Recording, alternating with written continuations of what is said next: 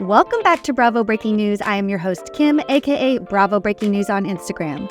And while you might think that the Vanderpump Rules season is finally over, a season is never over until they air the Secrets Revealed episode. And this season, that bonus episode is streaming exclusively on Peacock. Now, if you guys haven't watched it, make sure to go over to Peacock and tune in now.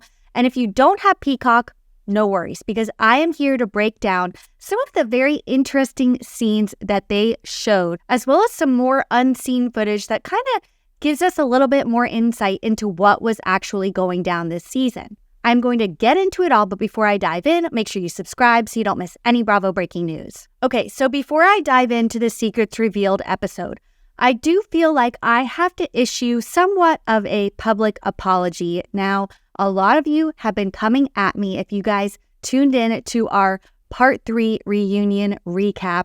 Yeah, I actually fell for Tom Sandoval's apology, and I am being called out. People are coming for me, but, I appreciate people for coming for me when I am wrong. And this is an instance where I can admit I was wrong.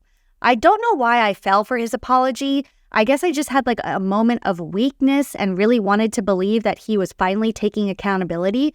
But a lot of you, including our guest Sophia, did have to remind me that this guy isn't genuine. He's putting on an act for the cameras, and he didn't get his moment during the finale, so he took it at the reunion, and this was it. So I just had to get that off my chest. I appreciate you guys calling me out and reminding me that this man is not to be trusted. Okay, so let's get into this Secrets Revealed episode. I did love some of the little confessional moments that they shared. They had Tom and Tom together, Lala and Sheena together, and they paired Katie and James together. I am assuming that Ariana was off doing something else while they filmed this, but I do love Katie and James together. We need more of them together. But we started off the episode with an unaired scene at Tom Sandoval's house with Anne. And he shares that, part of Anne's new responsibility now that him and Ariana are split is helping to settle up the bills. And while Anne isn't good at math, this is part of her job description now.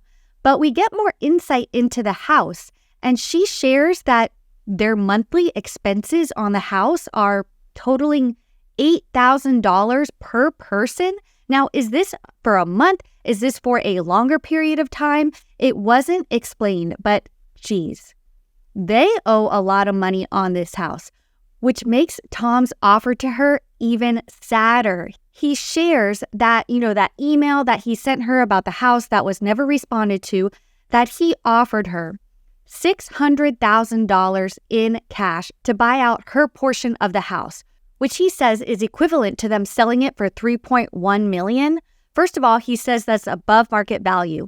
And second of all, I don't know, I need a real estate expert to weigh in here. How does him buying out Ariana for $600,000 equal out to the value of the house being $3.1 million? I don't know. I'm not a mathematician, but the math isn't mathing. He basically explains that he did all of this to avoid refinancing the house because what they were paying $10K a month for with refinancing would be $20+ a month, and he simply can't afford that. So I don't know. I thought it was really interesting to get a little bit more financial insight into the house, but it still doesn't back up Tom's claim about the fact that he deserves to keep the house or can even afford to keep the house by any means. We also got this really, really sweet scene with Lisa Vanderpump going to James and Allie's house. James actually cooks for Lisa Vanderpump. He invites her over to see the new house, and I love this so much. I really feel like James is almost like a second son to Lisa. She feels very close to him. They have a very close relationship, and she was genuinely proud to walk in and see him being a homeowner. I mean, I loved this moment, even though her walking in was kind of giving that Hillary Clinton meme walking into this tiny apartment with a white refrigerator. She was seemed confused, looking around, maybe not what she expected from, a reality star that's been on TV for 10 years, but he should be very proud nonetheless. He cooked her dinner, he went shopping at Erewhon, nothing but the best for Queen Lisa Vanderpump, and of course, no one goes to James Kennedy's house without calling out the fact that they live near the airport. And Lisa gave us another comedic plane moment looking up as, the loud Southwest planes are flying out of Burbank Airport above her.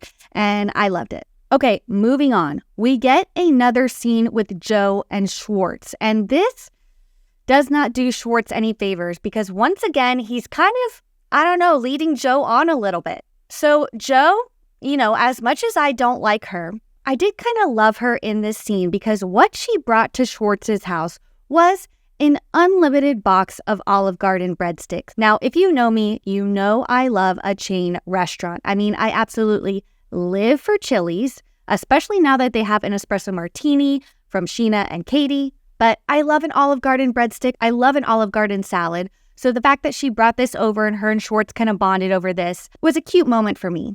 Until Schwartz decides to take the entire bottle of Olive Garden salad dressing and chug it.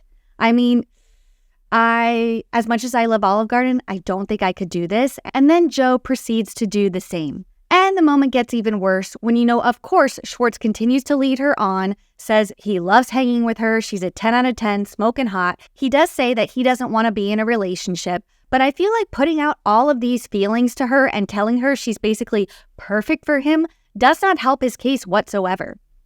In this moment, Joe still believes that they belong together and that they will end up together eventually. Spoiler alert, I don't think that's ever going to happen. We also get this interesting scene between Sheena and Ariana when they are openly talking about Dancing with the Stars. This is after Ariana has already gotten the offer, and Sheena actually seems supportive of it, at least to her face. She's giving her tips and advice on how to work out and do things to prepare. But then they pan to her in the confessional, and she's being the little two-faced Sheena that she has been all season and saying passive-aggressively, I'm used to coming in second and third and fourth. It's not personal. It is what it is. And I feel like this is just so indicative of how Sheena has been all season. She's been one way to Ariana's face and another behind the scenes in the confessionals when Ariana wasn't around. We also got a scene of the Toms house hunting. Sandoval pulls up in like a Bentley. I don't know where he's getting all of these different cars this season. Did he maybe share a car with Ariana and he doesn't have access to it anymore?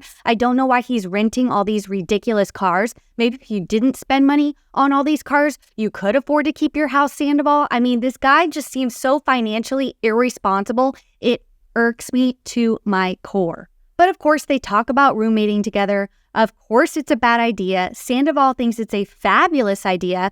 Thank God Schwartz actually sees it for what it really is, which is probably the worst idea that they've ever had. Finally, we get this scene that is from Sheena's sister's birthday party. It is a pool party. We saw a lot of photos from this event on social media when they were filming, but it never made it to air until now. Now, this is in the midst of the Tori, Schwartz, Katie love triangle. And of course, Tori is there. She's sharing that she pretty much doesn't like Schwartz anymore, that she's all in on Katie. She sees Katie and immediately goes, oh my gosh, you look so pretty. Can I kiss you? And once again, I said this earlier in the season, girl, you're trying too hard. You're trying too hard. Just like back off a little bit and play it a little bit cooler. It's giving thirsty. It's giving trying hard for the cameras. And I don't know. I don't buy it. But Katie shares, she's open to it. She's just getting to know people. She's kind of angry at men at this point. It seems like they kind of just keep dipping out on her. And she just wants to have fun. But the scene I loved the most was when her, Ariana, Sheena, and Lala sat down. And of course, Sheena's going to bring up her song Apples. It seems like every conversation this season has to tie back to her new single Apples. And she's worried about how Tom perceived the song. And Katie, being the honest girl's girl, loyal friend, truth teller that she is, just tells it like it is. And she is like, Sheena, just tell him it's about him. Who cares? He is a loser. And she's just 100% authentic, telling it like it is. And I absolutely love it. I mean, I honestly think this was Katie's best season yet. If I had to give an MVP for the season, I'm giving it to Katie Maloney because she always had Ariana's back. She was a true friend, and it shows in every single scene that she's in. She is consistent, she is loyal, and she has been authentic from the very beginning. Now, I love this Secrets Revealed episode. It was fun and did drop some new nuggets that we did not see during the season. The only issue I have is that the See You Next Tuesday that I attended still did not make it to air. Bravo, where is this footage? I need to see this footage. I guess nothing really went down, but still, it was a fun time. And I thought I was finally going to make my Vanderpump Rules debut, but I guess we'll just have to wait and see what next season will bring. Thank you guys so much for tuning in. It has been an amazing season of Vanderpump Rules, and I have loved recapping it. Make sure you subscribe because there's a lot more Bravo Breaking News to come.